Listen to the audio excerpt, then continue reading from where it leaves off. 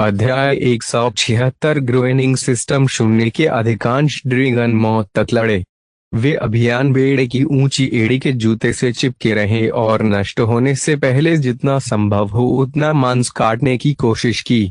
यह कटर व्यवहार अवसरवादी समुद्री लुटेरों के लिए पूरी तरह से अस्वाभाविक था, जो केवल पैसे और अपने जीवन की परवाह करते थे।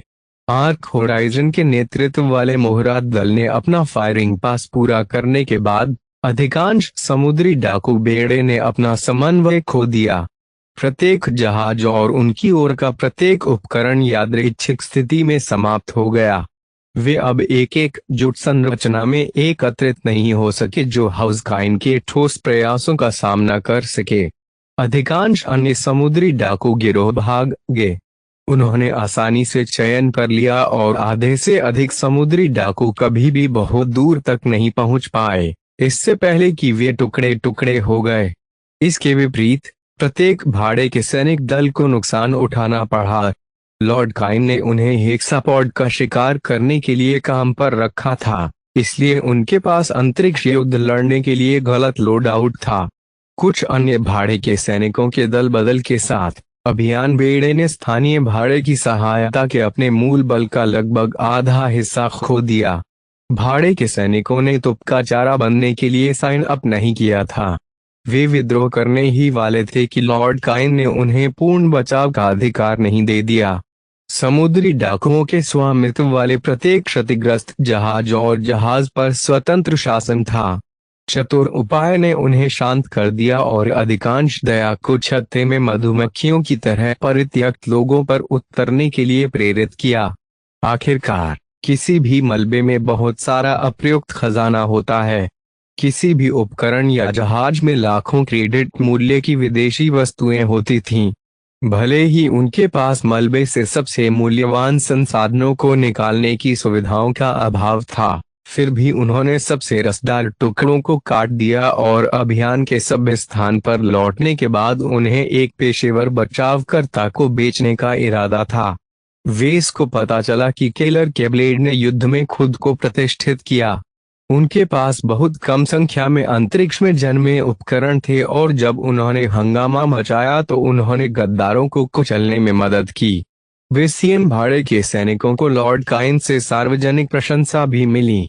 जहां तक आर्क होराइजन का सवाल है, बेड़े के वाहक ने कुछ हद तक उदास मूड अपनाया।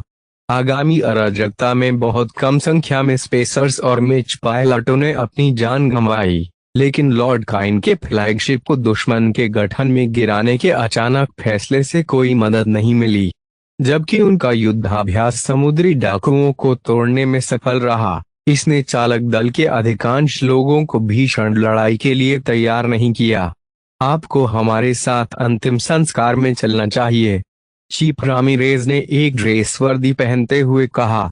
कुल मिलाकर लगभग 60 लोगों की जान चली गई। उनमें से आधे की मौत गद्दारों द्वारा विस्फोट करने से हुई।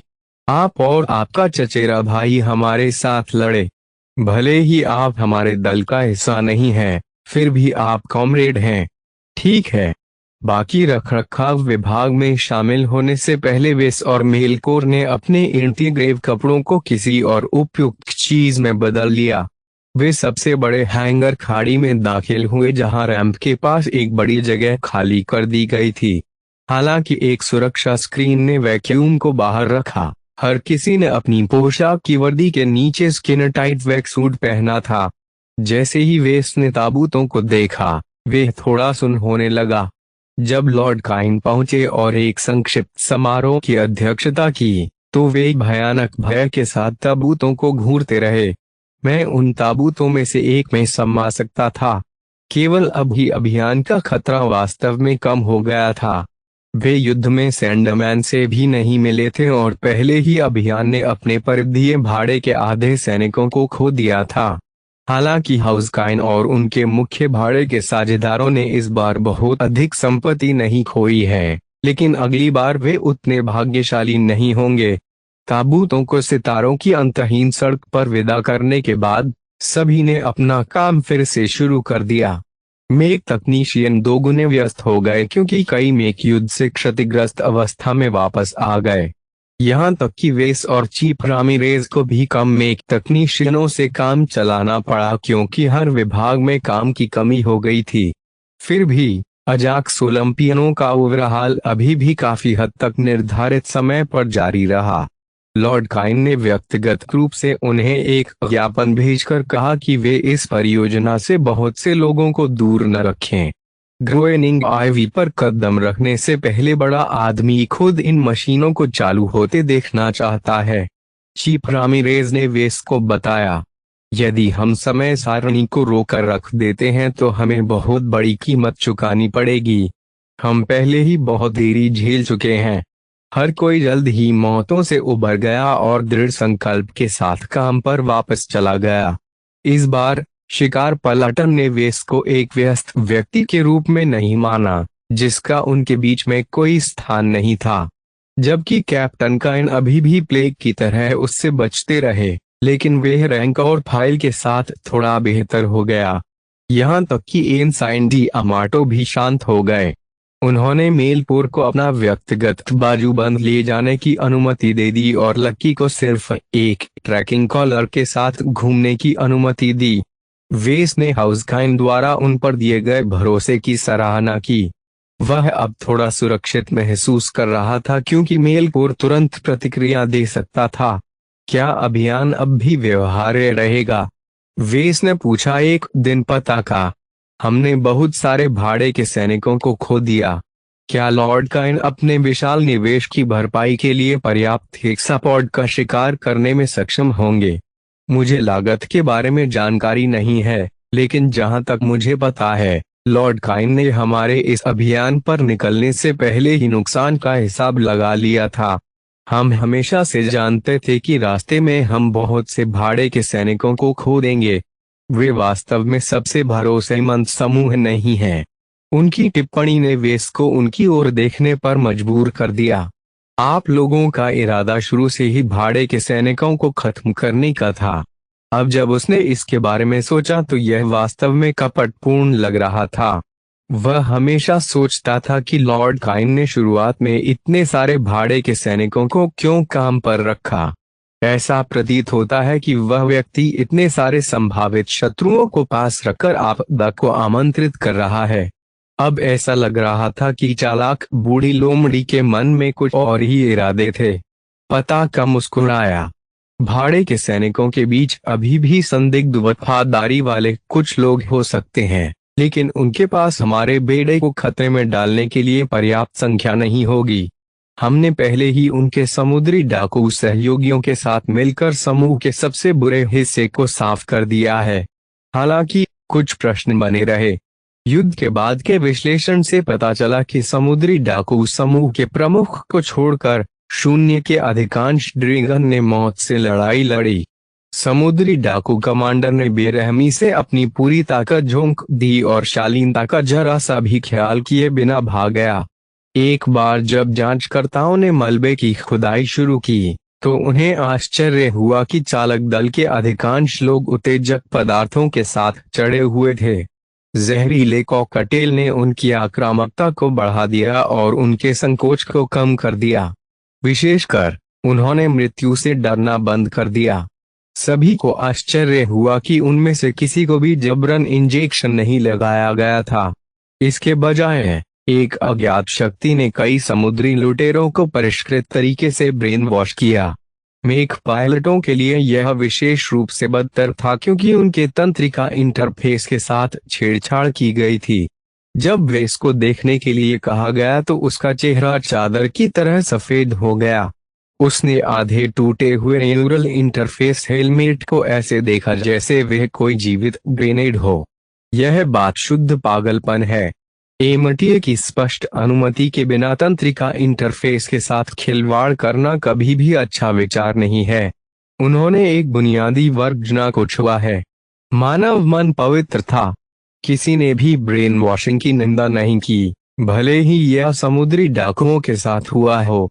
मानवता के सितारों तक पहुंचने के लंबे इतिहास में उन्होंने कई बार विभिन्न प्रकार के ब्रेन वॉशिंग और मानसिक कंडीशनिंग का इस्तेमाल किया।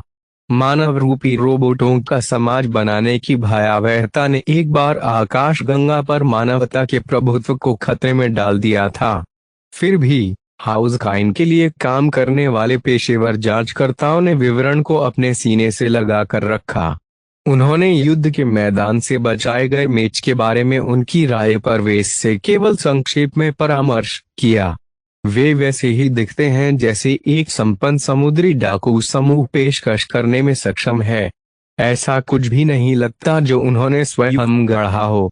इनमें से अधिकांश में काफी हद तक ऑफ द शेल्फ मॉडल हैं जिन्हें आपको मोडो स्टार सेक्टर के किसी भी कोने में पा सकते हैं। छेड़छाड़ किए गए तंत्रिका इंटरफेस के अलावा क्या इन मेच में कोई अन्य विसंगतियां हैं? मुख्य अन्वेषक ने पूछा।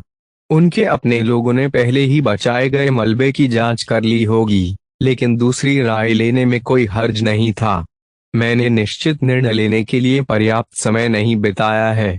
Dragon of the वॉयर custom make या कस्टम लोड आउट का प्रशंसक नहीं लगता है। यह सभी मानक गियर है। प्रत्येक बेड़े में प्रचुर मात्रा में प्रशिक्षित और कुशल कर्मचारी नहीं थे।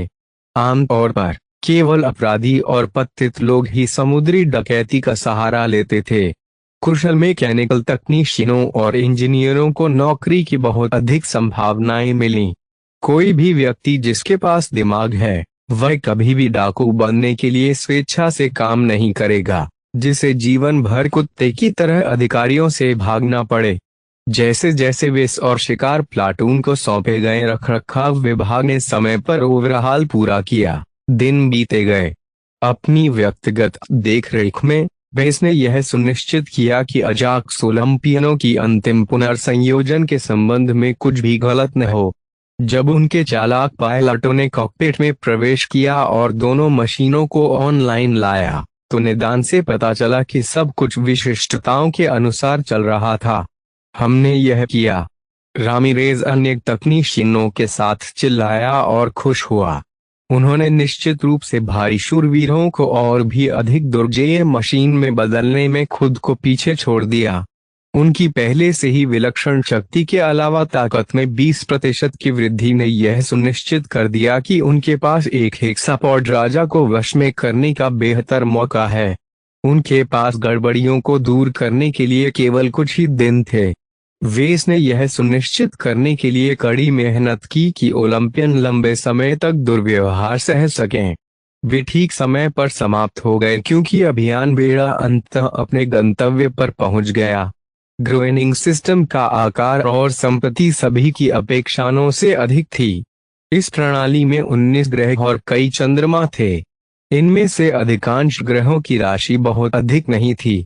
अभियान को बेजान चट्टानों या उबाऊ गैस दिग्गजों की खोज में कोई दिलचस्पी नहीं थी।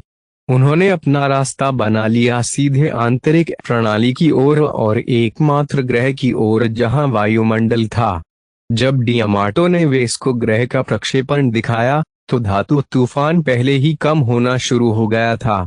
यह सचमुच एक खजाने जैसा दिखता है। लगातार तूफानों ने धातु की जमीन की सतह को चिकना कर दिया था, जिससे उसने स्वप्न जैसी लहरों का पैटर्न अपना लिया था। ग्रोएनिंग सिस्टम के सक्रिय पीले बौने ने धातु ग्लोब के ऊपर एक चमकदार चमक बिखेरी। पताका बिना किसी कारण के इस प्रक्षेपण के साथ वेस के पास नहीं आई थी। यह अच्छा है कि आप ग्रह की सुंदरता की सराहना करते हैं, क्योंकि आप ग्राउंड टीम का हिस्सा होंगे। क्या वेस को पता था कि अपने आकर्षक रूप के बावजूद ग्रह में कई खतरे छिपे हैं? कौन जानता था कि पिछले अभियान के लॉग में सभी वन्य जीवन शामिल थे? इसके अलावा 20 से अधिक वर्षों के बाद चीजें बदल गई होंगी। लॉर्ड काइन ने स्वयं यह शब्द दिया था और वे आपको जमीन पर लाना चाहते हैं। भले ही धातु तूफान अपनी निचली अवधि में प्रवेश कर चुका है, फिर भी हमारे शटलों को ग्रह के शत्रुतापूर्ण वातावरण में उजागर करना अभी भी बहुत खतरनाक है। हमें हेक्साबेड को भी ध्यान में रखना होगा। प्रत्येक यात्रा एक शटल या परिवहन की अखंडता को खराब कर देगी, और हम केवल इतने ही लोगों को इस अभियान में लाए हैं। शिकार पलाटन और भूमिगत स्वर्ग में तैनात भाड़े के सैनिक 24 घंटे काम नहीं कर सकते थे। उनके पायलटों को आराम की जरूरत थी और मेक को कुछ त्वरित मरम्मत की आवश्यकता हो सकती है। पिछले अभियान की तरह हाउस काइन का इरादा एक रक्षात्मक स्थान पर एक अस्थायी आधार शिविर स्थापित करने का था। कुछ जल्दबाजी के साथ शिविर को सीमित समय के लिए हेक्सापॉड की भीड़ का सामना करने में सक्षम होना चाहिए। इसका अभी भी यह मतलब नहीं है कि वे इस यात्रा को छुट्टियों की तरह मान सकता है।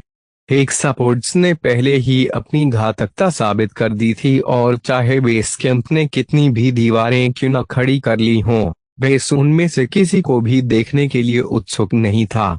आपको शिकार पलाटन की सहायता करने का काम सौंपा गया है। आप कक्षा में प्रभावी ढंग से ऐसा नहीं कर सकते, डियामाटो ने समझाया। लॉर्ड काइन आपको सुस्त होते नहीं देखना चाहता। हमारे अजाक्स ओलंपियनों के प्रदर्शन को बेहतर बनाने में आपका योगदान आपकी सेवाओं के भुगतान के लिए पर्याप्त नहीं है। दूसरे शब्दों में, लॉर्ड काइन अपनी उपस्थिति से हर छोटे से छोटे मूल्य को निचोड़ लेना चाहते थे। वे समझ गए कि शिकार पलटनों और अन्य मेचों को कुछ कठिन समस्याओं का सामना करना पड़ सकता है। उनके जैसा में डिजाइनर विभिन्न तरीकों से बहुत उपयोगी साबित हो सकता है। वह इस कर्तव्य से बचने का कोई व्यवहार्य बहाना नहीं बना सका। अच्छे से, मैं ग्राउंड टीम में शामिल होने के लिए तैयारी करूंगा। उन्हें इस तरह से नियोजित होने की उम्मीद करनी चाहिए थी। अब तक उन्होंने जो अनुभव किया है, उससे पता चलता है कि लॉर्ड काइन और उनके बाकी लोगों ने शायद ही अपने भाड़े के सैनिकों के जीवन को महत्व दिया हो। हालांकि उन्हें ग्रे विलो स्टार सेक्टर के अपने दुर्जेय भाड़े के साथियों के साथ सावधानी से व्यवहार करना था, लेकिन उन्होंने स्पष्ट रूप से सीमा पर मिलने वाली मदद के लिए उतनी चिंता नहीं की। भले ही हेक्सापॉड राजा सभी उठे और बेस कैंप को मानचित्र से मिटा दिया, तो क्या हुआ? यदि वेस एक हेक्सापॉड राजा के पेट में समा गया, तो हाउस काइन ने पहले ही अपनी पिछली फसल से भारी संपत्ति अर्जित कर ली थी।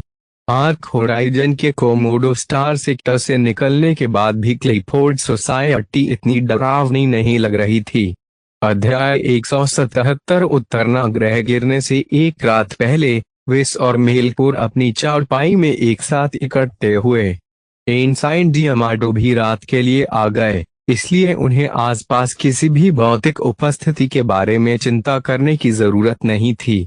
वेस ने अपने भरोसेमंद प्राइवेसी शील्ड को चालू कर दिया, जिसने निस्संदेह सभी प्रकार की छिपी हुई निगरानी को अवरुद्ध कर दिया। अब बात करना सुरक्षित है, उसने कहा।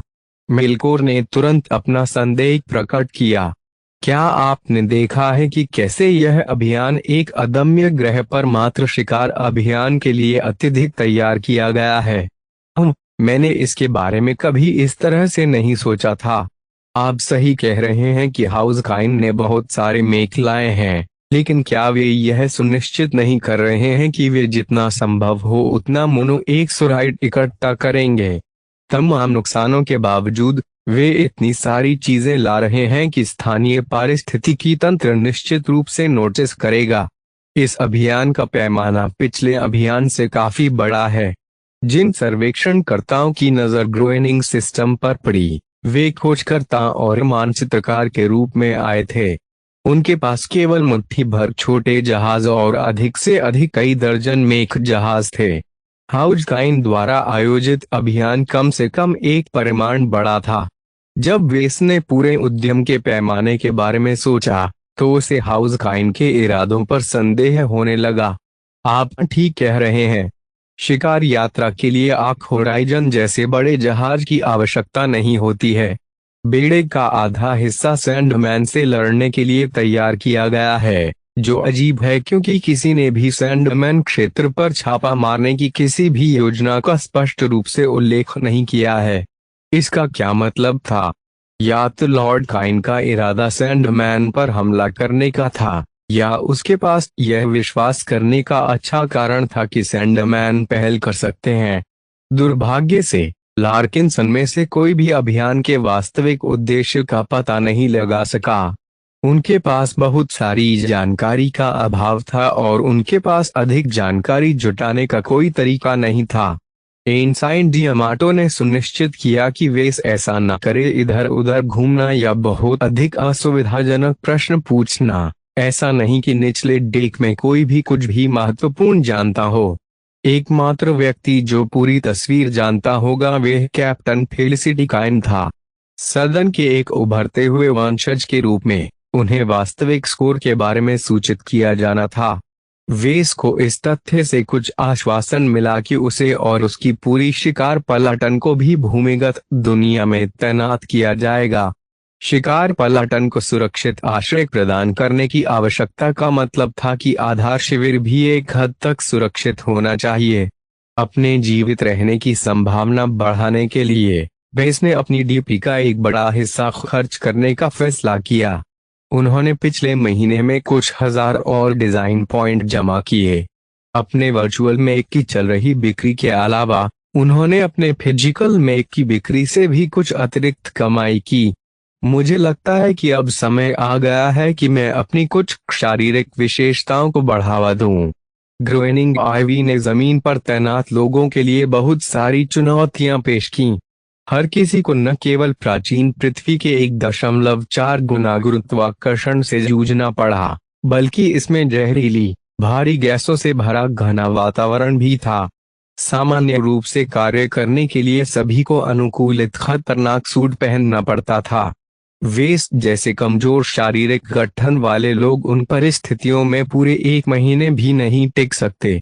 भले ही बेस कैंप ने दबावयुक्त आवास की पेशकश की हो, जहां श्रमिक अपने भारी सूट से छुटकारा पा सकें, क्रूर कार्य अनुसूची ने यह सुनिश्चित किया कि किसी के पास आराम करने के लिए पर्याप्त समय नहीं था। सतह पर भड़का धातु का तूफान केवल सीमित समय के लिए ही सोया। हर किसी को यह सुनिश्चित करने के लिए ओवरटाइम काम करना पड़ा कि ग्राउंड टीम ने अपने 40 दिनों की अवधि के भीतर जितना संभव हो उतना मोनो एक्सोराइट एकत्र किया। यदि वह अपनी विशेषताओं को उनके जर्जर स्तर पर रखता है तो वह खिड़की के अंत से बहुत पहले ही शारीरिक रूप से थक चुका होगा। सहन शक्ति गुण कैंडी 800 डिजाइन बिंदु सहन शक्ति गुण कैंडी 900 डिजाइन पॉइंट सहन शक्ति गुण कैंडी 1000 डिजाइन पॉइंट ताकत गुण कैंडी 800 डिजाइन बिंदु ताकत गुण कैंडी 900 डिजाइन पॉइंट ताकत गुण कैंडी 1000 डिजाइन पॉइंट। वेस ने तेजी से एक के बाद एक सारी मिठाइयां निगल लीं। वह थोड़ा कराह उठा लेकिन अपना दर्द अपने तक ही सीमित रखा। हालांकि कैंडीज बहुत हल्के प्रभाव के साथ आईं, फिर भी उसकी पीड़ा पर काबू पाने के लिए बहुत प्रयास करना पड़ा। एक औसत इंसान से ठीक ऊपर के स्तर तक ताकत और सहन शक्ति में वृद्धि अत्यधिक मात्रा में ध्यान आकर्षित किए बिना बहुत उपयोगी होनी चाहिए। कुछ मिनट बाद उन्होंने अपना परिवर्तन पूरा किया। जब उसने अपनी मजबूत मांसपेशियों को देखा तो उसके शरीर पर पसीने की एक पतली परत भर गई। उसका वजन बहुत ज्यादा नहीं बढ़ा था, लेकिन उसका वजन थोड़ा जरूर बढ़ गया था। जब तक वह भारी खतरनाक सूट पहनता था, किसी को भी पता नहीं चलता था कि उसके शरीर में अचानक सुधार हुआ है। उसके बाद उन्होंने अप्रत्याशित संकट की स्थिति में सुरक्षा प्रदान करने की अपनी संभावनाओं को बेहतर बनाने के एक तरीके पर विचार किया। सच्चाई यह थी कि अगर हेक्सापोड्स ने बेस कैंप पर धावा बोलने का फैसला किया तो वे ज्यादा कुछ नहीं कर सका। वेस को काफी हद तक अपना विश्वास दूसरों पर रखना पड़ा। क्या गुप्त संवर्धन भी किसी काम का होगा? वह स्थायी वृद्धि के साथ हेक्सापोड और बुरे इरादे वाले लोगों से छिपने में सक्षम होगा। वह लकी के चारों ओर अपना घेरा भी लपेट सकता था और उसे प्रतिबंधित स्थानों में घुसने दे सकता था। उसकी उंगलियों पर पूर्ण गोपनीयता की उपयोगिता उसके पूरे करियर में अच्छी तरह से काम करेगी। कोम upgrade privacy shield level 0 augment full scale कीमत 30,000 डीपी अवधि 5 मिनट एक अत्यधिक सशक्त क्षेत्र उत्सर्जित करने के लिए लेवल 1 गोपनीयता शील्ड को अपग्रेड करता है जो अवलोकन के किसी भी साधन को बाधित करता है।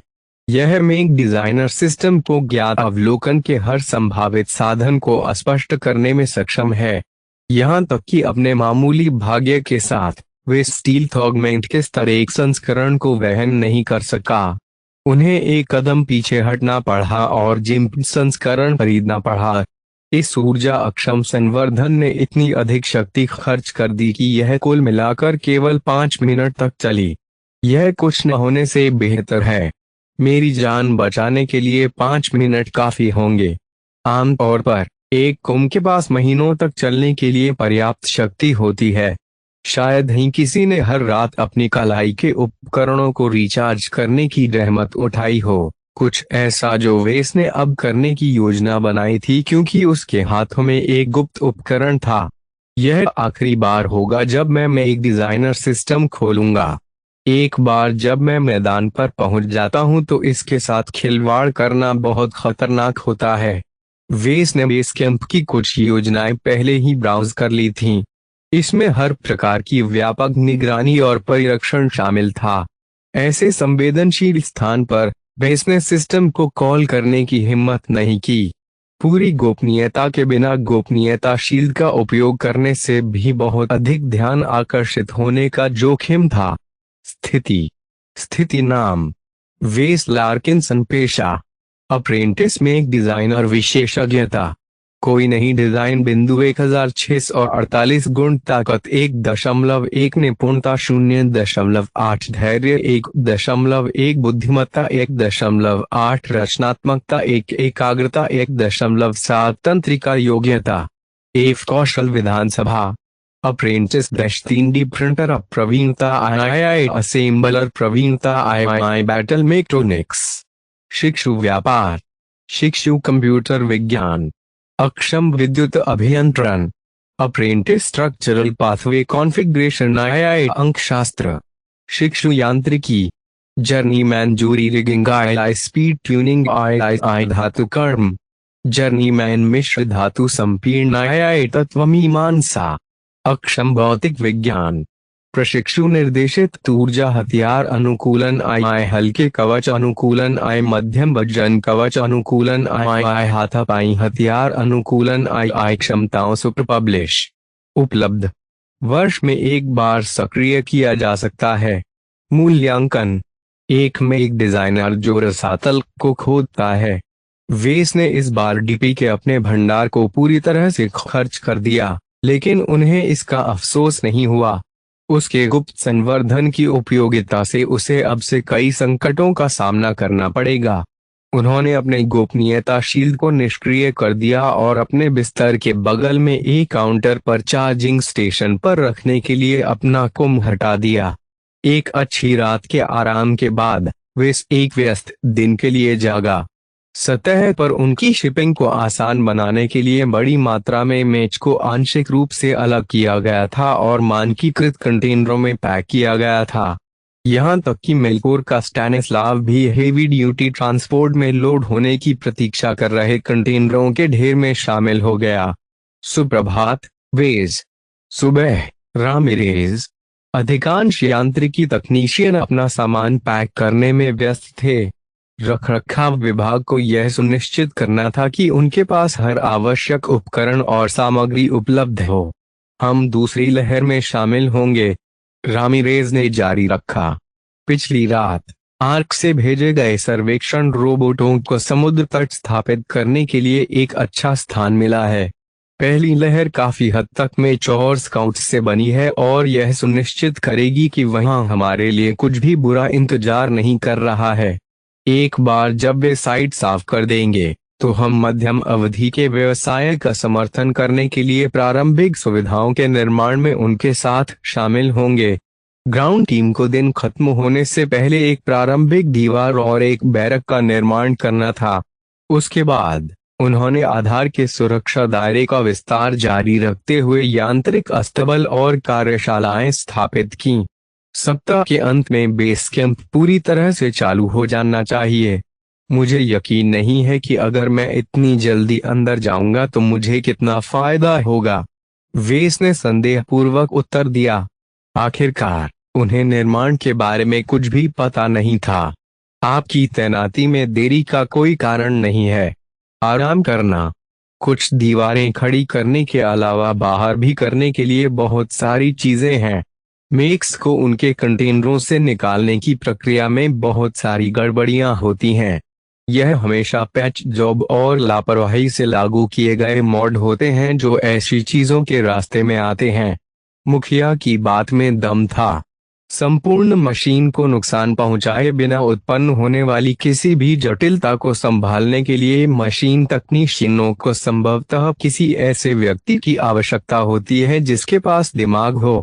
कई घंटों के इंतजार के बाद वे इस मेल कोर और लकी रखरखाव विभाग के बाकी सदस्यों के साथ एक प्रबलित यात्री शटल में सवार हुए। एक बार जब सभी लोग अपनी सीटों पर बंध गए तो पायलट ने उड़ान भरने में कोई समय बर्बाद नहीं किया। शटल आसानी से 8 होराइजन के शटल खाड़ी से बाहर निकल गया और नीचे की ओर गिरने लगा। इस बार कोई भी पतला वैक्यूम सूट पहनकर नहीं आया। यहाँ तक कि वेस भी अपने मुवक्किल द्वारा जारी किए गए खतरे के मुकदमे में बदल गया था। सूट गुरुत्वाकर्षण क्षतिपूर्तिकर्ताओं के साथ आया था जिसने विदेशी ग्रह के ऊंचे गुरुत्वाकर्षण को कम कर दिया था।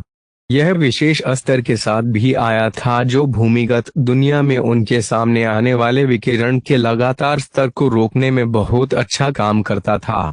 शटल ने ग्रह की ओर तेजी से उतरना शुरू कर दिया।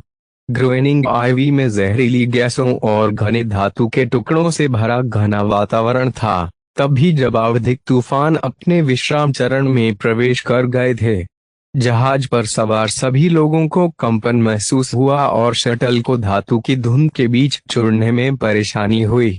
यहाँ तक कि एक चुंबकीय स्क्रीन अपने रास्ते में आने वाली अधिकांश धातुओं को एक तरफ धकेल देती है। फिर भी शटल को बहुत सारे प्रभावों का सामना करना पड़ता है।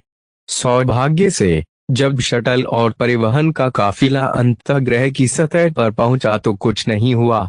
जमीन में एक विशाल गुफा के सामने आने से पहले उड़ान ने ग्रह की चिकनी और चमकदार सतह पर उड़ान भरी। प्रत्येक शटल खाई में गिर गया और एक विशाल भूमिगत जंगल में समाप्त होने से पहले संकीर्ण सुरंगों की एक श्रृंखला का पालन किया। जैसे ही सेंसर प्रकाश की कम तीव्रता के लिए पुनः समायोजित हुए, सभी ने भूमिगत साम्राज्य की सुंदरता को देखा।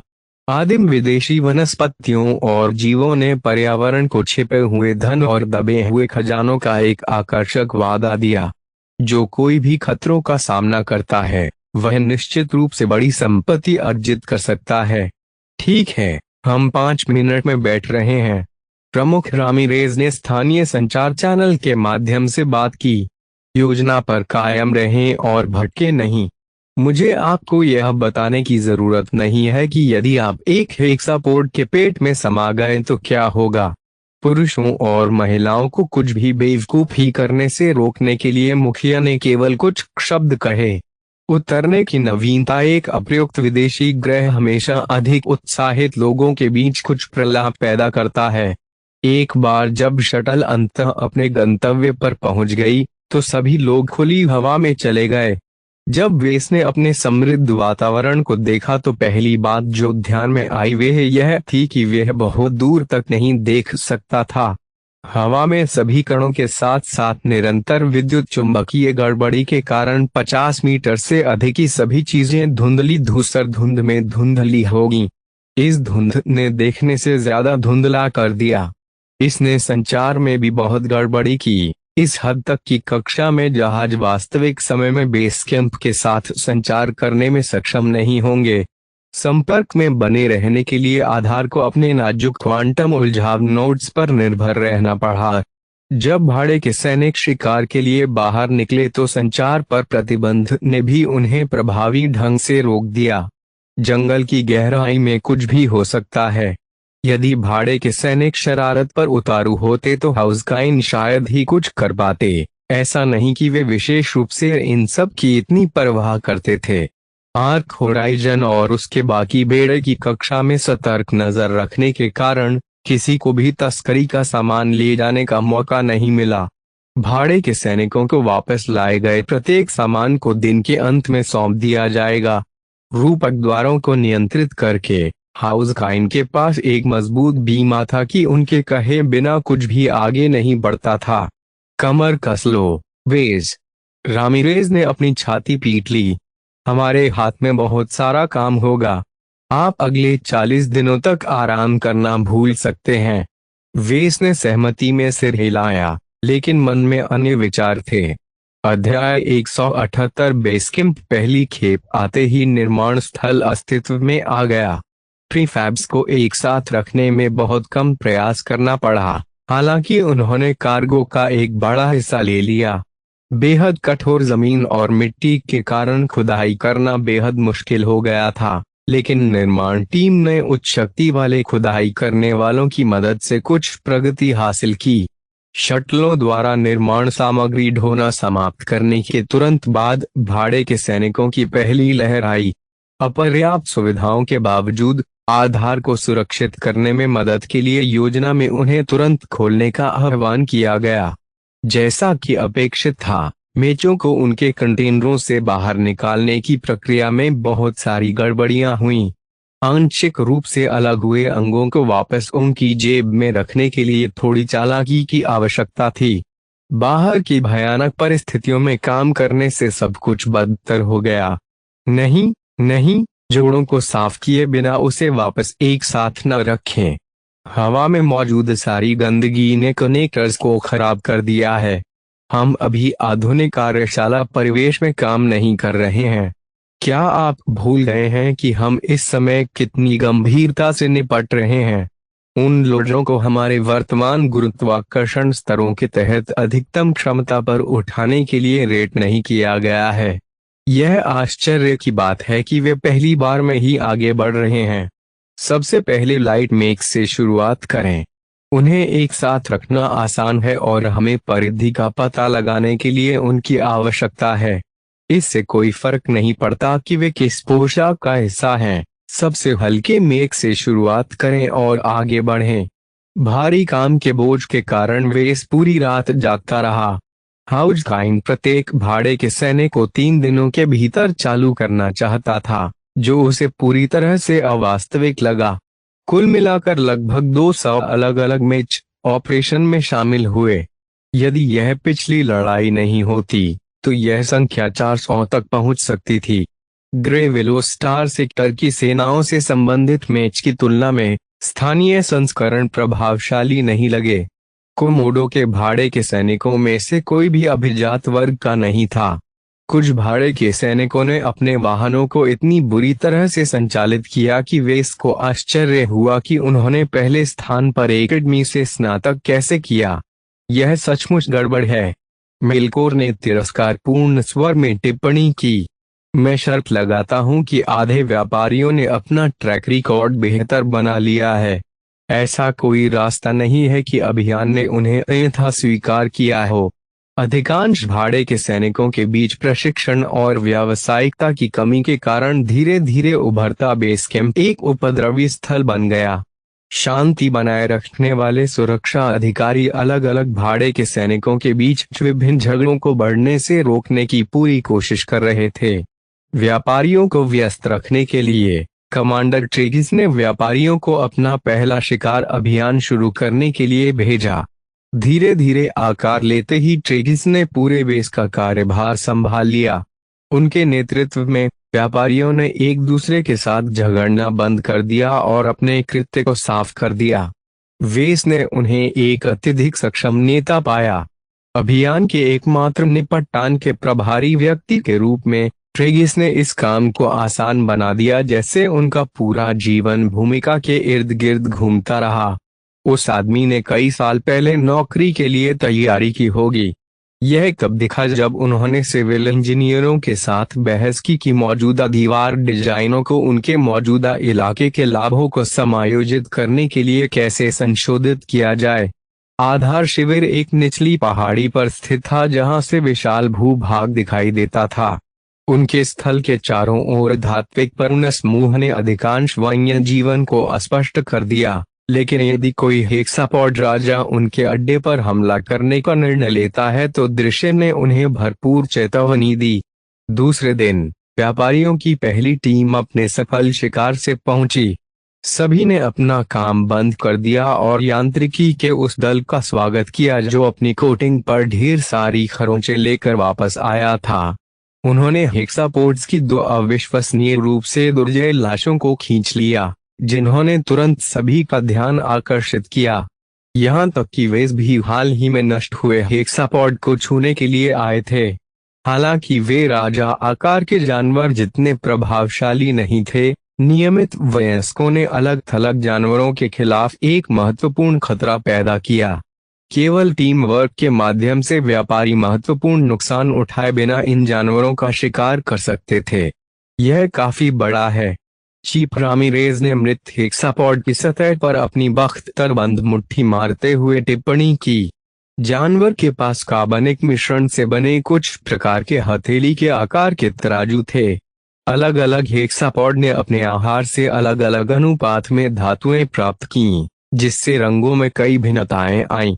कमांडर ट्रेगिस ने सभी को काम पर वापस लाने की कोशिश की, लेकिन भीड़ शवों के आसपास जुटी रही। उन्होंने तब तक इंतजार किया जब तक कि एक्सोबायोलॉजिस्ट की एक टीम ने व्यक्तिगत रूप से तापंगों की कटाई नहीं कर ली। अपने बेहद सख्त तराजू और खाल को काटने के लिए उन्होंने आवश्यक चीरे लगाने के लिए एक विशेष सर्जिकल मशीन का इस्तेमाल किया। मेक की अद्भुत शक्ति ने आसानी से खाल को अलग कर दिया, जिससे अधिक नाजुक उपकरण और बॉट्स शरीर से तापंग को अलग कर सकते हैं और उन्हें एक पारदर्शी कंटेनर में संग्रहित कर सकते हैं। क्या यह मैं हूं या तापंग चमक रहे हैं? ऊतक के एक ही समूह में पैक की गई सभी विदेशी वस्तुएं अजीब व्यवहार करने के लिए बाध्य हैं। इसके बाद सभी लोग काम पर लौट आए। वेस ने हेक्सापोड्स को इन कठिन परिस्थितियों में पनपने में सक्षम उल्लेखनीय प्राणी पाया। विशाल आकाश गंगा में अनगिनत तारे थे, लेकिन उनमें से केवल कुछ के पास ही जीवन के लिए उपयुक्त परिस्थितियां थीं। मानवता का दुर्भाग्य था कि वह किसी भी विदेशी वस्तु से रहित तारा प्रणाली से विकसित हुई। इसने नस्ल को इस तरह से आकार दिया कि उन्हें जीवन के अन्य रूपों की तुलना में शायद ही कोई जन्मजात श्रेष्ठता प्रदान की गई। एक नियम के रूप में जीवन के सबसे दुर्जय रूप अपने मूल वातावरण में मौजूद विदेशी वस्तुओं का उपयोग करने के लिए विकसित हुए।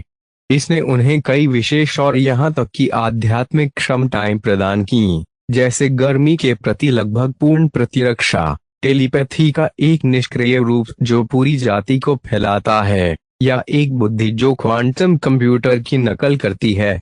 अजीब बात है, ये सभी जन्मजात ताकतें एक बड़े नकारात्मक पहलू के साथ आईं। ये सभी बेहद खतरनाक एलियंस प्रजनन के लिए विशिष्ट प्रकार की विदेशी वस्तुओं पर निर्भरता के कारण विवश थे। वे मानव जाति जितनी तेजी से प्रचार नहीं कर सके क्योंकि उन्हें लगातार ऐसे स्टार सिस्टम की तलाश करनी पड़ती थी जिनमें सही प्रकार के विदेशी पदार्थों का भंडार होता था।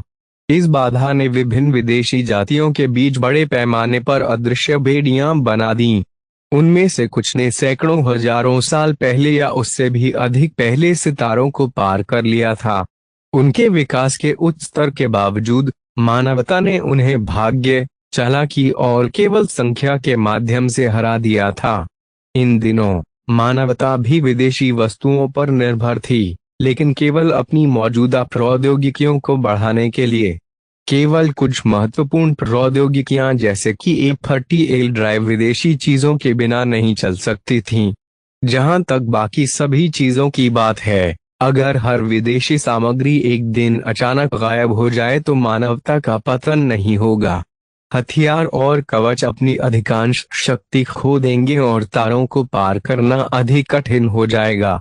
केवल सबसे आदिम A30L ड्राइव ने अपनी सीमा और प्रभावशीलता को बड़े पैमाने पर बढ़ाने के लिए विदेशी पदार्थों की थोड़ी मात्रा का उपयोग किए बिना काम किया। इन अद्भुत प्राणियों को मोनोएक्सोराइड के 6 पैरों वाले थैलों में तब्दील होते देखना बहुत दुखद है। वेस ने मूर्खतापूर्ण टिप्पणी की, वे कितने वर्षों से इस भूमिगत साम्राज्य पर शासन कर रहे हैं। यह सोचना कि यह सब अब खत्म हो सकता है क्योंकि हम जैसे इंसान अपनी दुनिया में उतर आए हैं। मोनोएक्सोराइड के साथ बड़ा होना उनका दुर्भाग्य है। एनसाइन डियामाटो अपने खतरनाक सूट के नीचे मुस्कुराया। जीवन उचित नहीं है। हमारा A30L सामान के लिए भूख बढ़ाता है। हम उनके संदूकों से जो भी चना निकालेंगे उससे कुछ युद्धपोतों को उन एलियंस से लड़ने में मदद मिलेगी जो हमें मरा हुआ देखना चाहते हैं। चूंकि वेस को हेक्सापोड्स के लिए बहुत अधिक दया महसूस नहीं हुई, इसलिए उसने काम पर लौटने से पहले केवल कंधे उचकाए। आखिरकार चौथे दिन वेस ने व्यवस्था को दुरुस्त कर लिया। 5 नक्षत्र वाले तारे के आकार में दीवारों का एक विशाल सेट आधार की परिधि को घेरता है। कमजोर प्रीफैब्स की विस्तृत पंक्तियों ने अपने शिकार से लौटने वाले मेजों के लिए जलवायु नियंत्रित बर्थ प्रदान की। उन्होंने मेक तकनीशियनों को टूटे हुए मेक को बनाए रखने की अनुमति देने के लिए न्यूनतम मात्रा में जगह भी प्रदान की। भाड़े के सैनिकों को निश्चित रूप से हेक्सापॉड का शिकार करने की आदत डालनी होगी। ग्रोएनिंग आईवी के मूल शिकारियों के रूप में कोई भी हेक्सापॉड बिना लड़ाई के नहीं गिरा। उनमें से प्रत्येक के पास कम से कम एक हल्की मशीन की ताकत थी। उनमें से कुछ तक पहुंच गई एक मध्यम मैच का स्तर। एक हेक्सापॉड जो अपने जीवन की परवाह किए बिना लड़ता है वे आसानी से बहुत सारी चोट पहुंचा सकता है। वेस को कभी कभी मरम्मत टीमों की मदद भी करनी पड़ती थी। उन्हें काम में कोई आपत्ति नहीं थी, क्योंकि उन्हें विभिन्न प्रकार की क्षति से पीड़ित विभिन्न प्रकार के मेचों का अनुभव करना पड़ा। इस काम ने उनके दिमाग को खोल दिया कि एक वास्तविक अभियान कैसे काम करता है। चौथे दिन की शुरुआत में शिकार पलटन रवाना हुई। कैप्टन काइन अपने अत्यधिक उन्नत सफेद मेक में बेस के मुख्य प्रवेश द्वार के सामने खड़ी थीं। वेस को पता चला कि मॉडल का नाम कैथरेक था, जो इतनी पतली और सुंदर मीडियम मशीन के लिए कुछ ज्यादा ही मर्दाना लग रहा था। गतिशीलता पर जोर देने के बावजूद कैथरेक अपने संचालित भाले से लगभग किसी भी सामग्री को छेदने में सक्षम था। कैथरेक के पीछे अजाक्स ओलंपियन हमेशा की तरह मजबूत दिख रहे थे। कम ही लोग जानते थे कि उन्होंने पहले की तुलना में बहुत अधिक मुक्के मारे हैं। अपनी बढ़ी हुई ताकत और कई अन्य प्रकार के बूस्ट के साथ वेस ने एक हेक्सापॉड राजा को नीचे गिराने की अपनी क्षमता पर बहुत भरोसा किया। फिर भी वे मशीनों के लिए थोड़ी सी चिंता किए बिना नहीं रह सका। वोल्मार्स और एम्पायरियन और भी पीछे खड़े थे। पिछले 2 मॉडलों की तुलना में उन्होंने कम ध्यान आकर्षित किया, लेकिन इससे वे कम महत्वपूर्ण नहीं हो गए।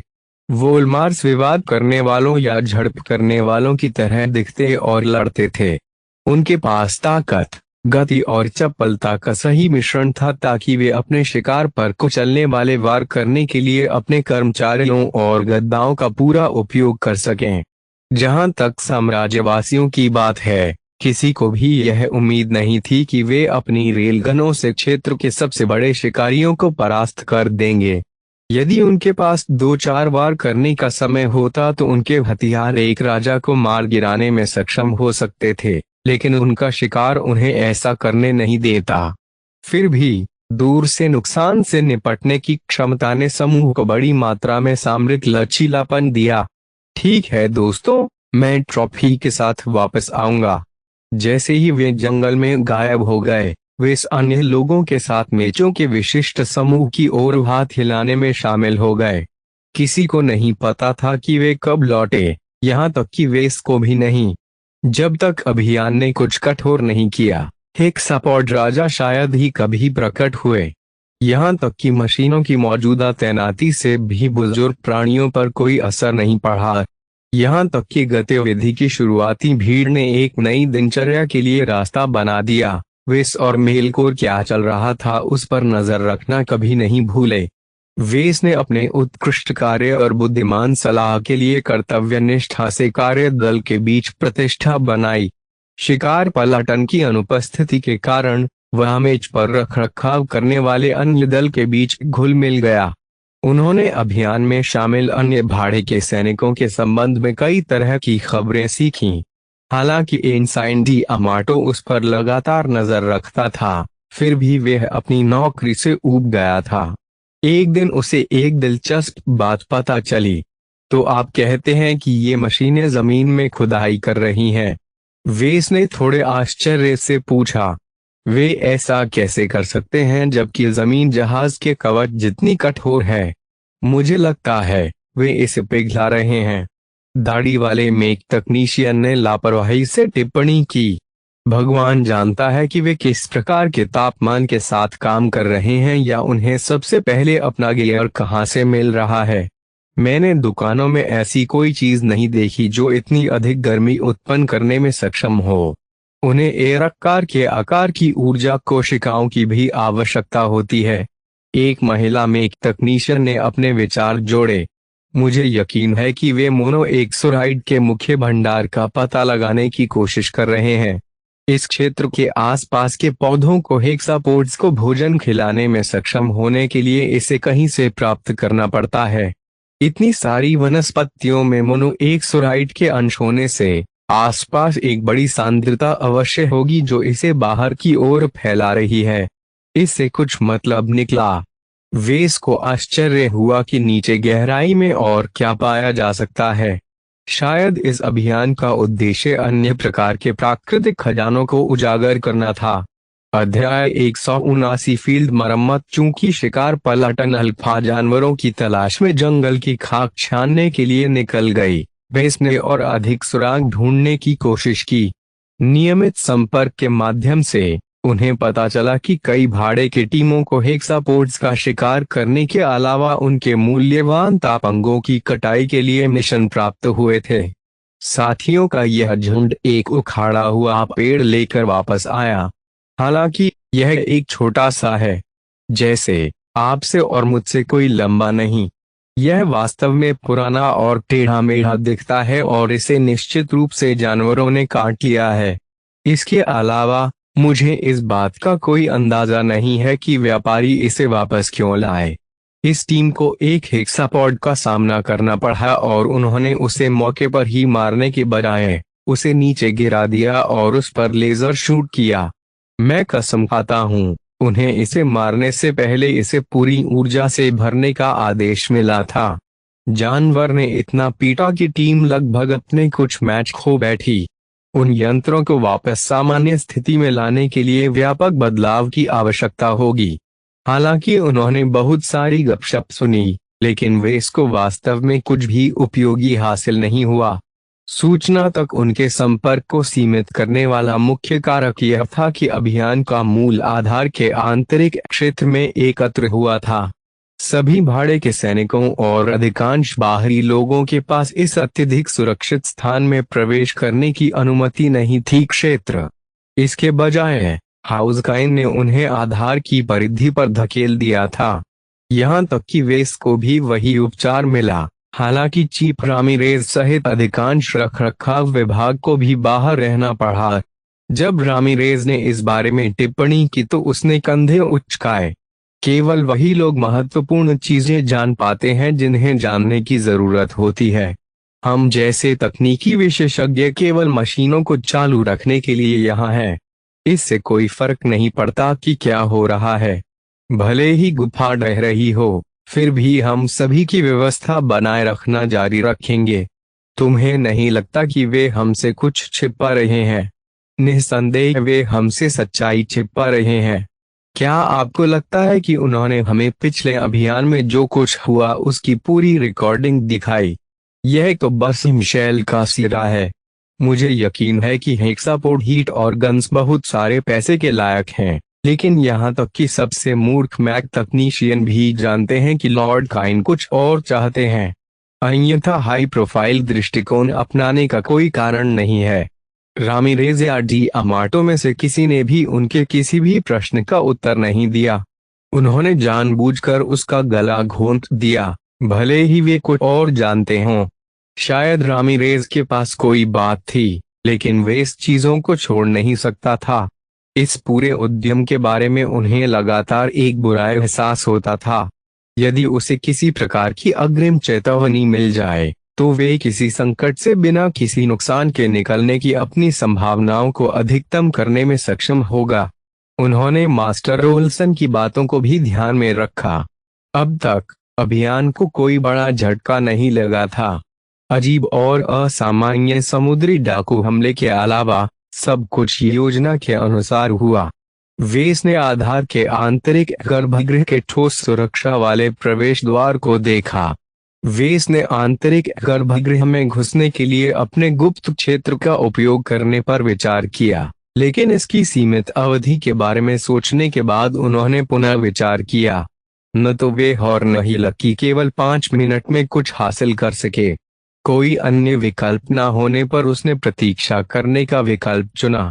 किसी भी स्थिति में उसका कार्यभार बढ़ता गया क्योंकि भाड़े के सैनिक मृत हेक्सापॉड और क्षतिग्रस्त मेच के साथ वापस लौटे।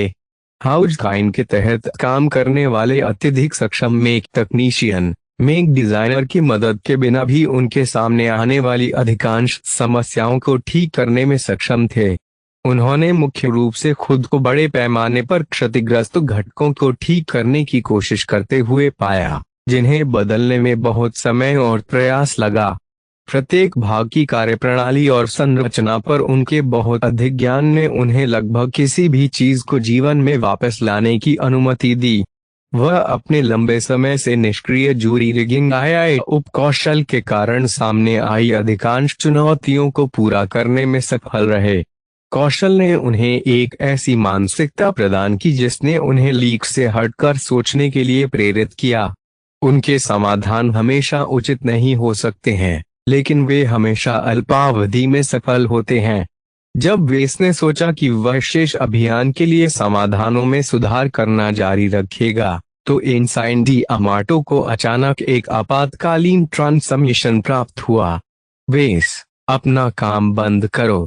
आपकी कहीं और जरूरत है। क्या कोई आपातकाल है? एक आलोचनात्मक शिकार करने वाली पलाटन को एक दुर्घटना का सामना करना पड़ा। अजाक्स ओलंपियनों में से एक को गंभीर क्षति हुई।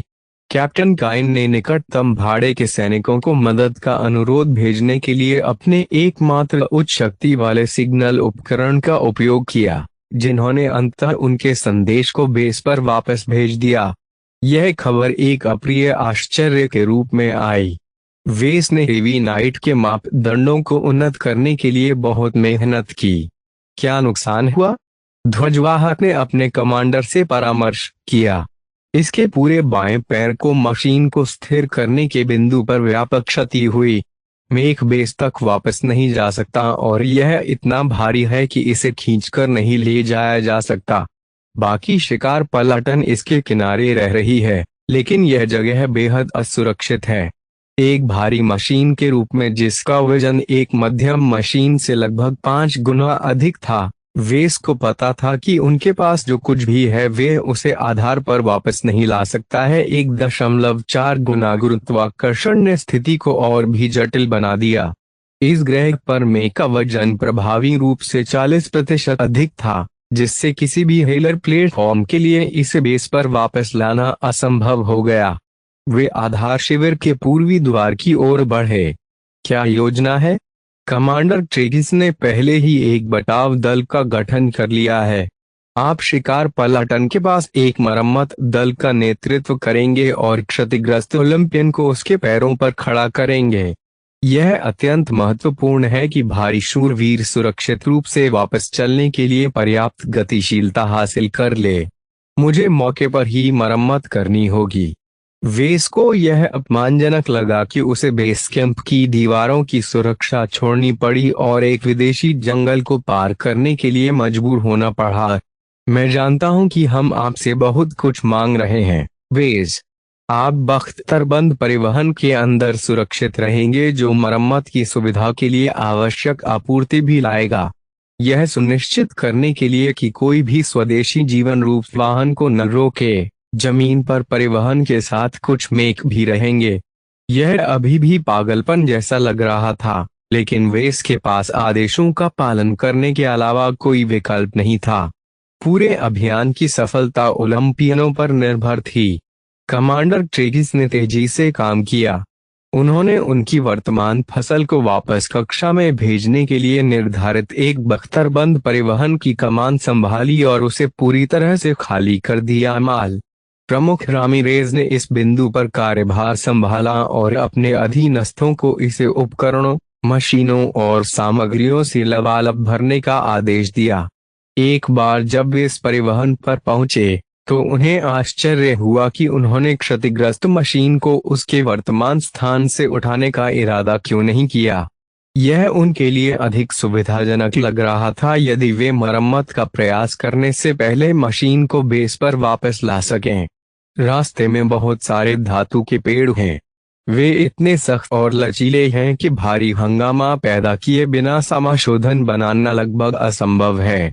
प्रमुख ने लोडिंग प्रक्रिया का निरीक्षण करते हुए उत्तर दिया, इसके बजाय परिवहन साइट के ऊपर मंडराता रहेगा, जिससे हमें एक एक करके अपना गियर डालने की अनुमति मिलेगी। परिवहन भी लंबे समय तक रुका नहीं रहेगा।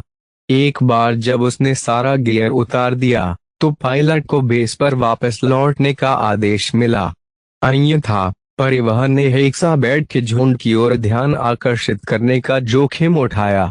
अभियान दल को बहुत पहले ही पता चल गया था कि उनके उड़ने वाले जहाज ने हेक्साबैट्स को पतंगों की तरह आग की ओर आकर्षित किया था। थ्रस्टर्स और अन्य सक्रिय प्रणालियों से निकलने वाली गर्मी ने छोटे लेकिन खतरनाक जानवरों के लिए एक अनूठा आकर्षण पैदा कर दिया। सब कुछ जल्दी से करना था। जब इनसाइन डी अमाटो ने उन्हें परिवहन में चढ़ने के लिए मजबूर किया तो वेस ने बमुश्किल नुकसान का जायजा लिया। सौभाग्य से मेलकोर भी अपने स्टैनिस्लाव के साथ आया था, जबकि लकी उसके आलिंगन में सोया था। चल दर परिवहन धीरे धीरे आगे बढ़ा और धीमी गति से पूर्व की ओर चला गया। 7 मेचों का एक दस्ता जमीन पर कम उड़ान वाले जहाज के साथ गया और जितनी जल्दी हो सके पेड़ों के माध्यम से नेविगेट करने की कोशिश की। स्टैनिस्लाव को छोड़कर अन्य सभी मेक में जॉर्ज की घुड़सवार सेना के कुलीन लोग शामिल थे। कथित भाड़े के सैनिकों ने उच्च स्तर की दक्षता के साथ विदेशी जंगल में भ्रमण किया। उन्होंने घने जंगल को मुश्किल से ही अपनी गति धीमी करने दी। यह स्पष्ट हो गया कि वे पानी की तरह मछली की तरह जंगली इलाके में चले गए। काफी प्रभावशाली रूप से स्टैनिस्लाव ने गति में बहुत अधिक कमी नहीं की। मेलकोर ने अपने रास्ते में आने वाली किसी भी बाधा को दरकिनार करते हुए कुशलता से नृत्य किया और बिना लड़खड़ाए आगे बढ़ने के लिए हमेशा सही कदम उठाया।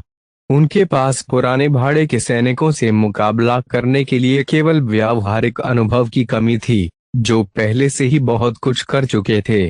परिवहन और उसके अनुरक्षण ने अपने गंतव्य की ओर अच्छी गति से काम किया। रास्ते में उन्हें कुछ खतरों का सामना करना पड़ा, लेकिन मेच के दस्ते ने अधिकांश मुद्दों का ध्यान रखा। सबसे बड़ा खतरा तब हुआ जब हेक्साबैट का एक छोटा झुंड परिवहन के बहुत करीब उड़ गया। उन्होंने इसके ताप उत्सर्जन को देखा और तुरंत उन्मत्त हो गए। मेलकोर और 2 अन्य रेंज वाले मेक्स ने अपनी बैलिस्टिक राइफलों को हवा में निशाना बनाया और विशेष एयरबस्ट गोला बारूद के साथ जानवरों को मार गिराया। भरपूर आग के बावजूद हेक्साबैट इतने लचीले थे कि नजर डालने से ही उनकी मोटी परतें खिसकीं। कुछ चमगादड़ परिवहन तक पहुंचे और उसके पतले कवच में सेंध लगाने की कोशिश की। उन्हें हमेशा के लिए बाहर करने में काफी मेहनत करनी पड़ी। जारी रखें, हम कोई देरी बर्दाश्त नहीं कर सकते। वे लगभग 1 दिन बाद ओलंपियन पहुंचे। आसपास की झाड़ियां और जमीन पर भयंकर युद्ध के बहुत सारे निशान दिखाई दे रहे थे। निशानों के बावजूद बड़े पेड़ हठपूर्वक बरकरार रहे। उनके शस्त्रागार में मौजूद कोई भी चीज इन अविश्वसनीय रूप से लचीले पौधों के जीवन को खत्म नहीं कर सकती। यहाँ थे, हमारे गियर को नीचे उठाना शुरू करें। फिर रामिरेज ने वेस की ओर रुख किया। मैं चाहता हूं कि आप सबसे पहले वहां जाकर नुकसान का जायजा लें। हमें ओलंपियन की आंतरिक टेलीमेट्री पहले ही मिल चुकी है, लेकिन कौन जानता है कि यह पूरी हो गई है या नहीं। हमें वहां नीचे जाना होगा और क्षतिग्रस्तों को स्वयं स्कैन करना होगा। इसके साथ वेस एक लिफ्टर प्लेटफॉर्म पर चढ़ गया, जिसने उसे रेजर शार्पली कवर के पार तब तक फंसाया जब तक कि उसने अंततः जमीन को नहीं छू लिया।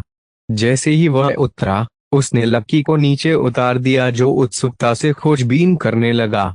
वेस के विपरीत, जिसे अपना खतरनाक सूट पहनना पड़ता था, उसका साथी हेक्सापॉड की तरह जहरीले वातावरण में घूमता था।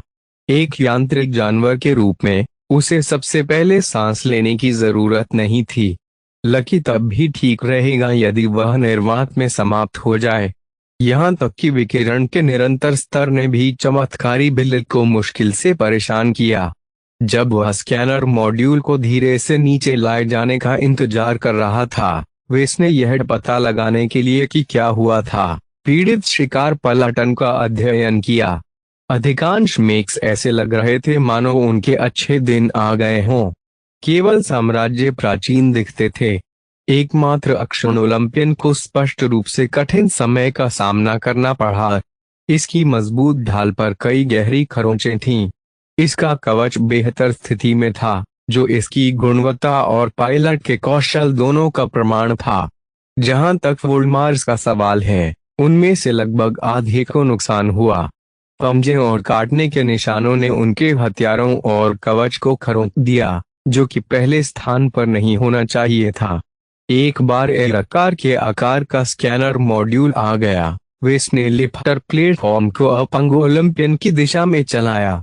उसका पैर ऐसा लग रहा था जैसे किसी विशाल जानवर ने उसकी जांग काट दी हो। बड़े पैमाने पर काटने के निशान और फाड़ने के निशान से पूरा अंग भर गया। इसके मोटे कवच ने इसे पेट में समा जाने से बचा लिया, एक विशाल हेक्सापोड का, लेकिन इसने दांतों को कवच से आगे निकलने से नहीं रोका, जिससे काफी आंतरिक क्षति हुई। हिलना मत। जब भारी मशीन ने मुड़ने की कोशिश की तो वेस ने पायलट को निर्देश दिया, जब तक मैं प्रभावित हिस्से को स्कैन कर रहा हूं, बस अपनी जगह पर बने रहें। पायलट ने घबराकर स्थानीय वॉयस चैनल में बात की, रास्ते पर रहो और कवर करने के लिए जाओ। वह वापस आ गया है। कौन वापस आ गया है? वेस ने मुड़कर देखा और देखा कि शिकार करने वाली शक्तिशाली पलाटन एक दुर्जेय प्रतिद्वंद्वी से मुकाबला करने के लिए तैयार हो रही थी। उनका पेट फूल गया क्योंकि उन्हें एहसास हुआ कि ओलंपियन ने जो कुछ भी चबाया था, वे क्षेत्र से बाहर नहीं गया था। कैप्टन केन के कैथरेक ने अपने आवेशित भाले से उसे वापस आने का इशारा किया।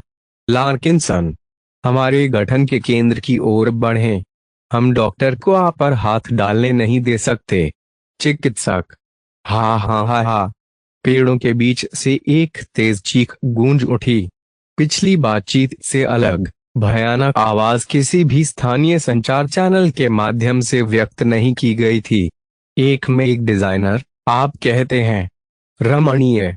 जबकि वेस अभी भी आश्चर्यचकित था कि आवाज किसकी थी। एक विशाल गतिशील वस्तु पेड़ों के माध्यम से आ गई और आवेश का सामना करने वाले मजबूत ओलंपियन से टकरा गई। जैसे ही ओलंपियन को एक दर्जन से अधिक कदम पीछे धकेल दिया गया, एक जोरदार टक्कर की आवाज आई। जहां तक जानवर की बात है, यह सामान्य हेक्सापोड जैसा कुछ भी नहीं दिखता था। वास्तव में यह एक मेक और हेक्सापोड राजा के बीच एक मिश्रण जैसा दिखता था। विभिन्न जंग खा रहे यांत्रिक भागों को एक सड़े हुए लेकिन अभी भी बड़े पैमाने पर बरकरार हेक्सापोड किंग शव में बदल दिया गया था। क्या वे कोई काम चलाऊ व्यवस्था है? वेस अनजाने में बोल पड़ा। मच और जानवर के बीच की अजीब शादी ने उसकी रीढ़ में सिहरन पैदा कर दी। इससे भी अधिक उल्लेखनीय चिमेरा के सिर के शीर्ष पर बंधा हुआ चीर फाड़ वाला मानव था। आदमी ने स्पष्ट रूप से अच्छे दिन देखे थे। उसका फटा हुआ लैब कोट इस हद तक मैला हो गया था कि उसके पहले के प्राचीन सफेद मिश्रित कपड़े ने घृणित काले रंग का रूप धारण कर लिया था। पागल अब भी हंसा। उसकी तेज आवाज ने पूरे बचाव दल को परेशान कर दिया। एक इंसान उन जहरीली गैसों में कैसे सांस ले सकता है जो ग्रोएनिंग आईवी की अविश्वसनीय रूप से खतरनाक हवा बनाती हैं? हा हा हा हा। घुसपैठ, ये मेरे पालतू जानवर को रोकने की सोचते हैं। नस, मैं जंगल का राजा हूँ। मूल्य चुकाए बिना कोई भी मेरी अवज्ञा नहीं करता। डॉक्टर जटलैंड, कैप्टन काइन अपने कैथरेक से चिल्लाई क्योंकि उन्होंने तुरंत अपनी मशीन जानवर और वेस के बीच में रख दी। मैं जानता हूं कि बहुत समय हो गया है, लेकिन आप अभी भी इंसान हैं। कृपया हमें आपका इलाज करने की अनुमति दें और हम आपको सभ्य स्थान पर लौटाने का वादा करेंगे। इंसान, इंसान। तुम मुझे इंसान कहने की हिम्मत करते हो? मैं कोई इंसान नहीं हूँ। मैं एक राजा हूँ, जंगल का एकमात्र राजा। हा हा हा हा। कल्पना के ऊपर बैठा पागल व्यक्ति बिल्कुल पागल हो गया था।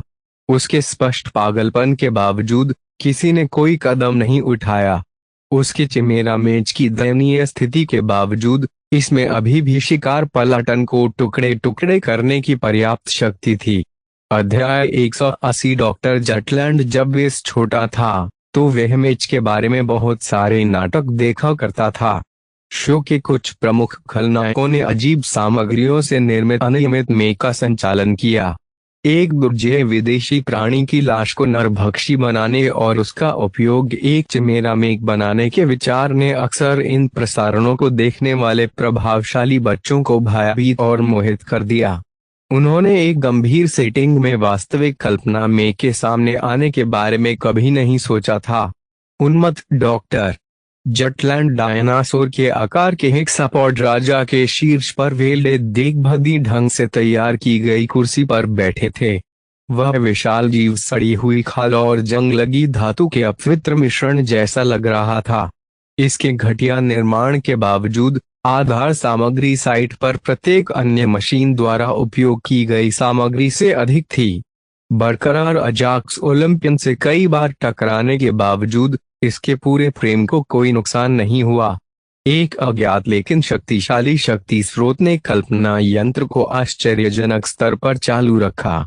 अपना मेक डिजाइनर सौंपे।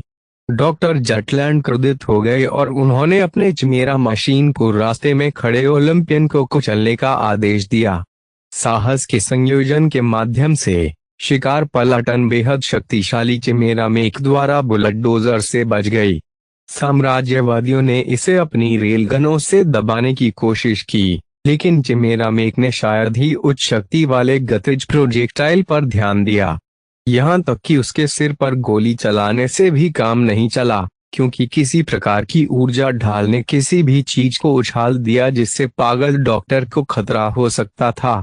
केवल कैप्टन काइन ने राक्षसीता को पीछे धकेलने में कुछ प्रगति हासिल की। उसके चमचमाते सफेद कैथरेक में गति और शक्ति का एक उल्लेखनीय संयोजन था जिसने उसे अपने संचालित भाले के साथ चिमेरा मेज के अविश्वसनीय रूप से कठिन बाहरी हिस्से को खतरे में डालने की अनुमति दी। रास्ते से अलग हटें। जब उसका चिमरा मेज एक घातक भाले के वश से बच गया तो डॉक्टर चिल्लाया, मेरी प्रजा, मेरी पुकार सुनो, इन घुसपैठियों को नष्ट करो। आधा दर्जन वयस्क हेक्सापोड्स ने उसकी पुकार का उत्तर दिया और शिकार पलाटन पर धावा बोल दिया।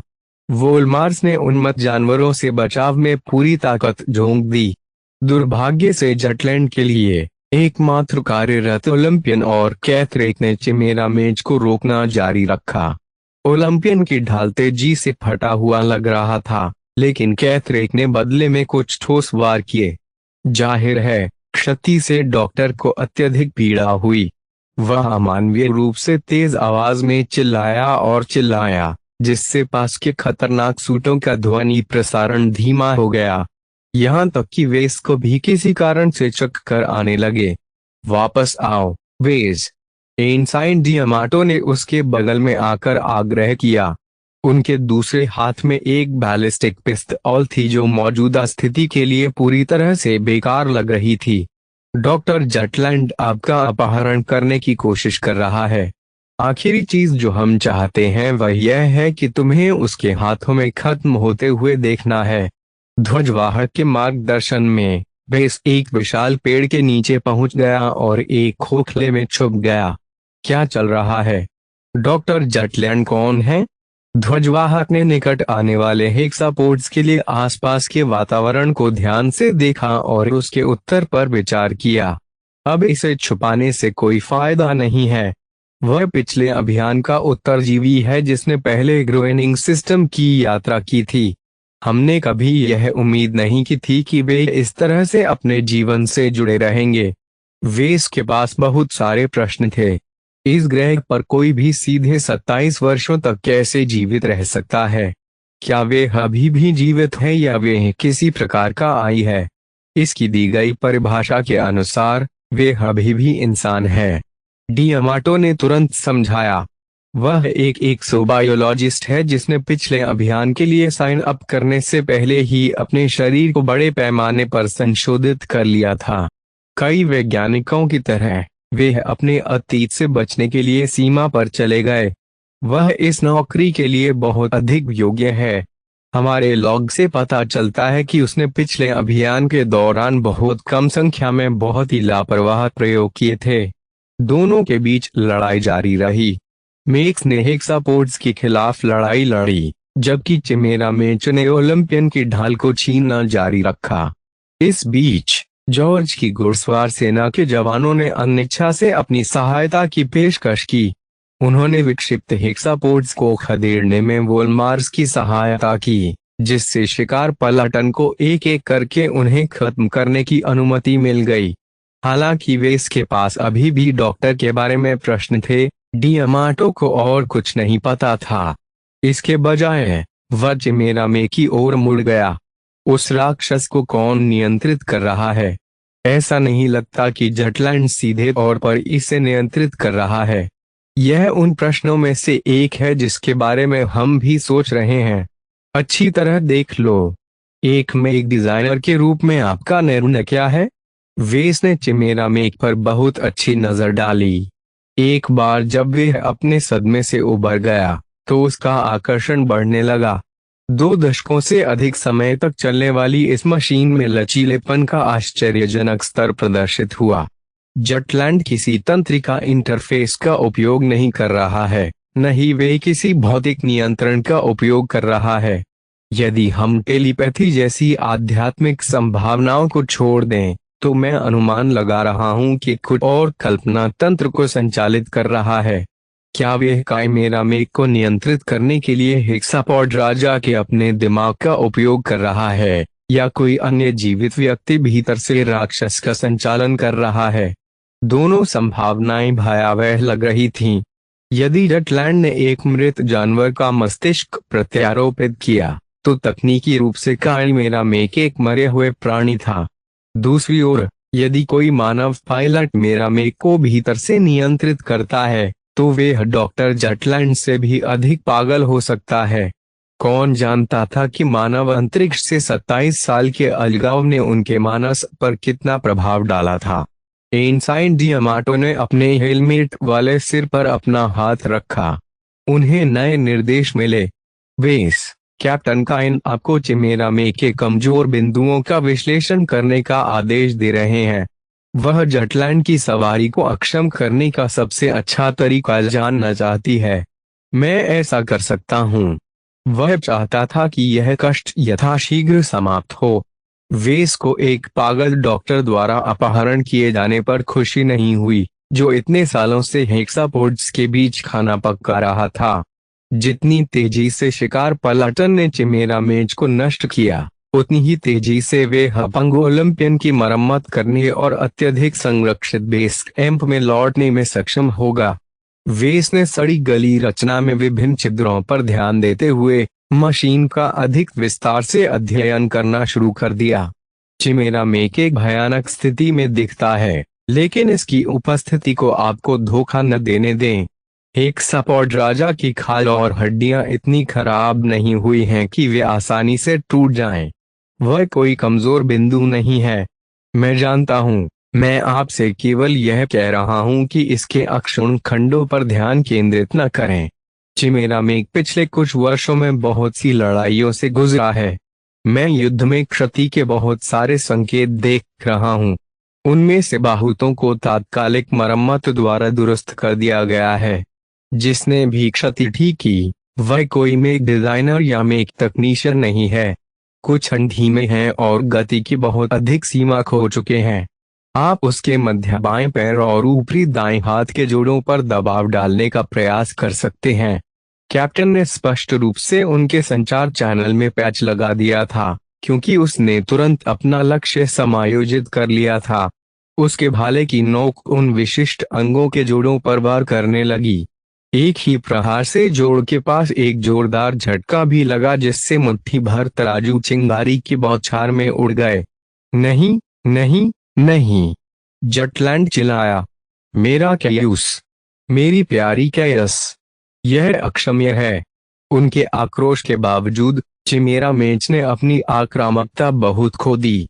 कैयस को नियंत्रित करने वाला दिमाग जानता था कि इसके अपूर्ण रूप से मरम्मत किए गए जोड़ों पर प्रहार करने से बहुत नुकसान हो सकता है।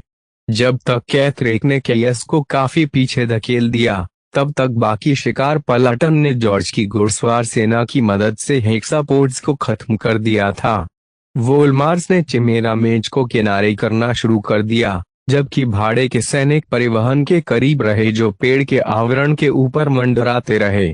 इस बार बेस ने एक और कमजोर बिंदु निर्धारित किया। मुझे पूरा यकीन है कि सिर ही कॉकपिट है। यही कारण है कि यह एक ढाल जनरेटर द्वारा संरक्षित है। ढाल जनरेटर अभेद्य है, पताका ने उत्तर दिया। मैं जानता हूं कि आप भी इसे पहन रहे हैं, इसलिए आपको पता होना चाहिए कि जब तक उनमें पर्याप्त शक्ति है, वे लगभग किसी भी चीज का विरोध करने में सक्षम हैं। वे भारी मात्रा में बिजली खर्च करते हैं। मुझे नहीं पता कि यह कैयस किस पर चल रहा है, लेकिन मैं शर्त लगाता हूं कि शील्ड जनरेटर एक समय में कितना सहन कर सकता है, इसकी एक सीमा है। असीमित बिजली आपूर्ति के साथ भी शील्ड जनरेटर अपने सिस्टम के माध्यम से चलने वाली भारी मात्रा में ऊर्जा को बनाए रखने में सक्षम नहीं होगा। पताका के सिर में एक रोशनी बुझ गई। अच्छा ऐसा है, मुझे खुद इसके बारे में सोचना चाहिए था। चिमेरा मेक जितना अविश्वसनीय प्रतीत होता है, यह अभी भी एक मशीन है। आपका क्या सुझाव है? एक साथ सिर पर वार करते रहें। इससे कोई फर्क नहीं पड़ता कि प्रहार अप्रभावी लगते हैं। जब तक शील्ड जनरेटर अपनी ऊपरी सीमा पर काम कर रहा है, तब तक उसके खराब होने में कुछ ही समय लगेगा। वेस ने जो सुझाव दिया, उसने शिकार पलाटन में कमजोर कर्मचारियों को कुछ उपयोगी करने की अनुमति दी। मध्यम हाथापाई वाले मेच के रूप में वोल्मार्स के पास मेरा मेच के कमजोर बिंदुओं को नुकसान पहुंचाने की ताकत नहीं थी। जब वे बड़े आकार की मशीन से टकराते थे तो उनकी लाठी और गद्दाएं कैयस से लगातार उछलती रहती थीं। मेलकोर के स्टैनिस्लाव सावधानी से लक्षित वॉली के साथ ढाल जनरेटर पर दबाव डालने में एम्पायरियन में शामिल हो गए। भले ही स्टैनिस्लाव की बैलिस्टिक राइफल में रेलगन के पंच की कमी थी, लेकिन इसकी आग की दर ने इसकी भरपाई कर दी। दोनों मॉडलों ने कैयस को तब रोक लिया जब उसने फ्लैंकिंग वोल्मार्स के खिलाफ जवाबी कार्यवाही करने की कोशिश की। आखिरकार डॉक्टर को बहुत कुछ हुआ। ढीठ प्राणी, तुम इंसान हमेशा रास्ते में होते हो। डॉक्टर ने अपने काले लैब कोट से एक अजीब बेलनाकार उपकरण निकाला और एक बटन दबाया। यह अच्छा नहीं लगता, दूर हो जाओ। कायस पर हर तरफ से हमला करने वाले वोल्मार्स ने तुरंत प्रतिक्रिया की और दूर हो गए।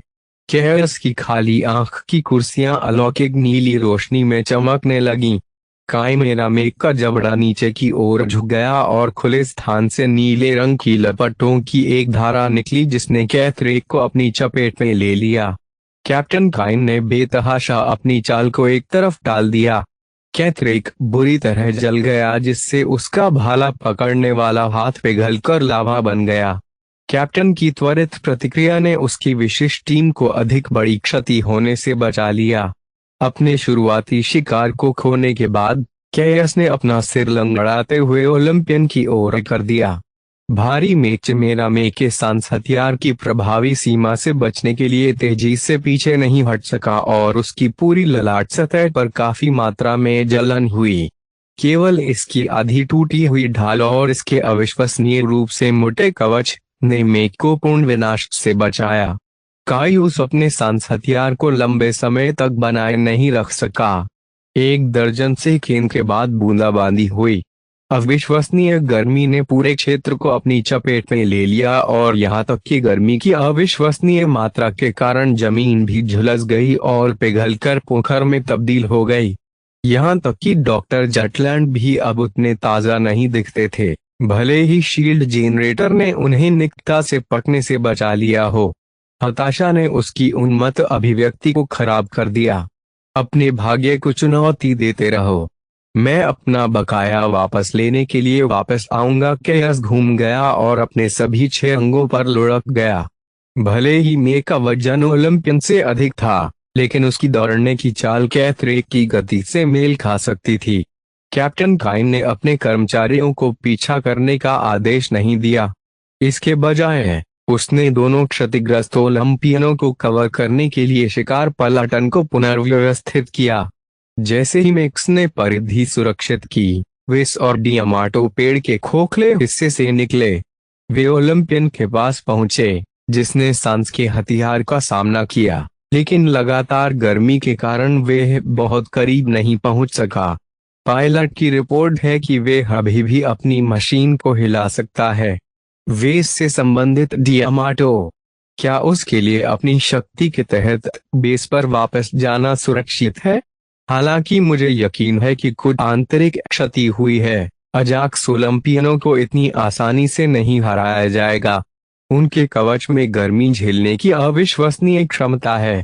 बेस पर लौटने के बाद इसे ओवरहाल की आवश्यकता होगी, लेकिन यह बिना किसी समस्या के कई दिनों तक रुका रहेगा। उनकी घोषणा से शिकारी पलाटन को राहत मिली। मरम्मत दल केवल एक अजाक्स ओलंपियन की मरम्मत के लिए पर्याप्त आपूर्ति लेकर आया। डॉक्टर जटलैंड के हेक्सापोड्स की भीड़ के साथ लौटने से पहले वेस और अन्य मेक तकनीशियनों को अपंग पैर वाले ओलंपियन की जितनी जल्दी हो सके मरम्मत करनी थी।